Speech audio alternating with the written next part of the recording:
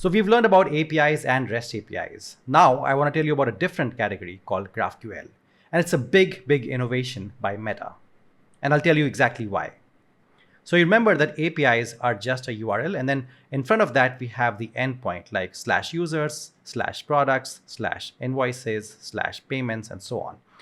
And the engineers at Meta thought, why not have just one endpoint? Why have all of these multiple endpoints? So they just removed all of these endpoints, and there was just only one endpoint left, which was the URL.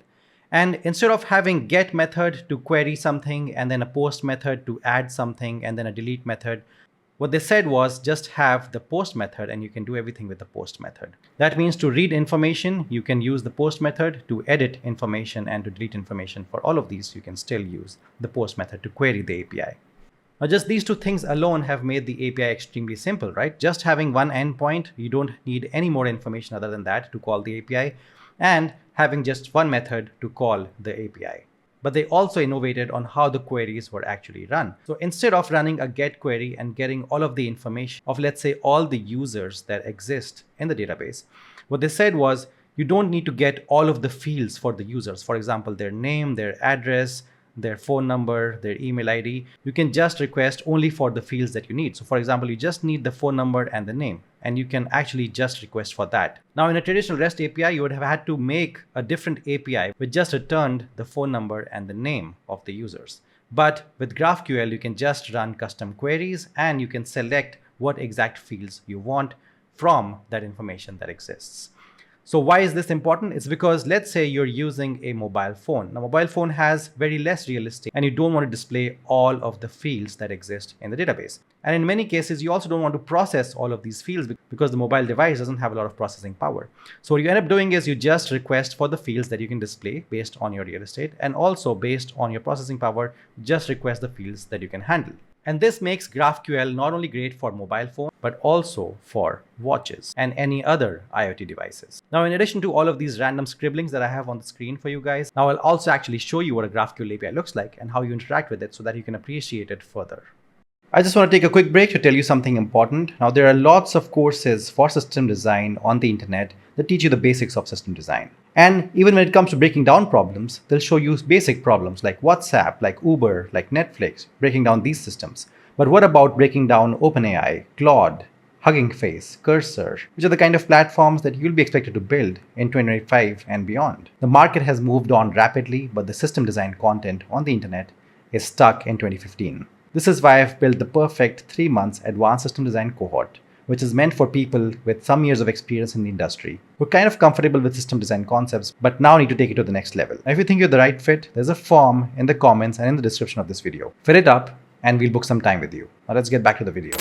So I'm running a GraphQL server on my local host. It runs on localhost 4000, and I get this nice little explorer with Apollo. Now on the left, I can see all of the different endpoints that I have. But in this case, these are not endpoints. The endpoint is the same, but I can just see all of the different elements or entities that I have. For example, I have creators, search tools, tools. Now I want to interact with creators. So if I want to list all the creators, I just run it as a query and I just list all the fields that I want from the creators. Now I can remove any of these fields because I now have custom control over what kind of fields I want the database to return back to me. So if I create this kind of a query, I'd list the creators and I can see all of the creators that exist that are returned to me in JSON.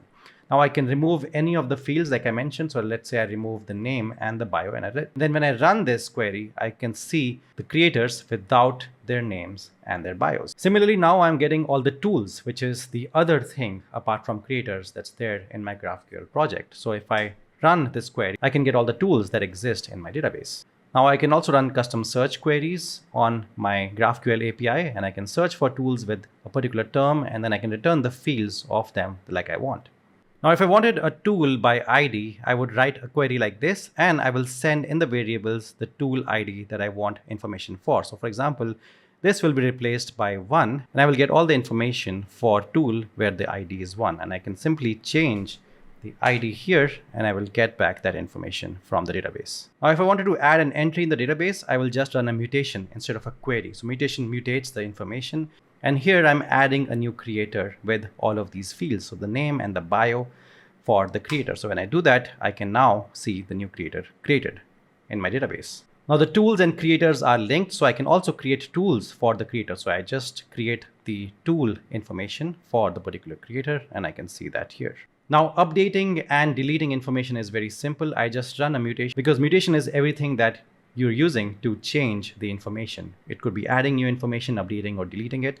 So mutations will work for everything. So here I'm just going to update my tool, and I'm going to update a tool with a particular ID. The ID I'm passing here as 5. So when I update the tool, I can see that this particular tool has been updated. Finally, deletion also works the same way as update and adding new tools. So I just pass the ID here, and the tool has been deleted by running the mutation called delete tool. So now I hope you can appreciate how powerful GraphQL is. Because it's a single endpoint, you're using the same method. You can request for the exact fields that you want. You can run queries and mutations. You can run custom search queries very easily. So it significantly simplifies the experience with the API. And it also makes it very consumable for IoT devices, phones, mobile watches. So it's a very modern way of consuming information on the internet. And the bonus is that you also get this nice little interface to interact with the GraphQL APIs. So we can just go over this very quickly to revise all of that we've learned. So Meta innovated and built GraphQL as an extremely modern way to query information. This is just one API, not hundreds of APIs like REST. You're supposed to just query one API, and you can specifically ask for the information that you need. So Meta had realized that a lot of users for Facebook were using mobile phones instead of computers. And mobile phones had less real estate, less processing power, less memory, and connection was not as great. So to make things simple for mobile phones, Meta thought, why not request the information that's required instead of making a generic request where all of the fields are returned. And it felt like magic, because you could only request for the fields you needed based on what you wanted to display. And this reduced network load, network calls, latency, and freed up processing power of the device. Now, if you did want to change any information, you could just run mutations. And if you just wanted to view information, you could just run a query. Both are post requests. So it simplifies everything. And it's also way more secure.